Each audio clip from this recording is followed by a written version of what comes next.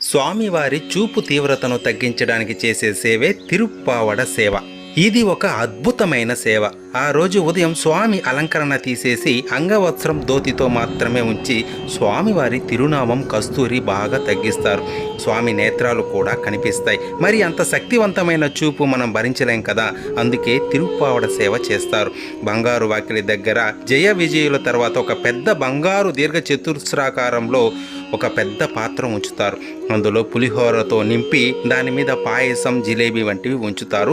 స్వామివారి నామం తగ్గిస్తారు అనుకున్నాం కదా, అప్పుడు మంత్రోచ్చారణ మధ్య అది చేస్తారు. అలా స్వామి చూపు దీనిపై పడుతుంది. ఆ పులిహోరపై పడడం వలన ఆ స్వామివారి చూపు తీవ్రత ఆ ప్రసాదంలోకి వెళ్తుంది అన్నట్లు ఈ సేవలో పాల్గొన్న వారికి జిలేబీ ప్రసాదంగా ఇస్తారు. ఈ సేవ జరిగేంత వరకు భక్తులు గరుడాల్వార్కు అటు ఇటు నిలబడి స్వామిని చూస్తూ ఉంటారు. ఓం నమో వెంకటే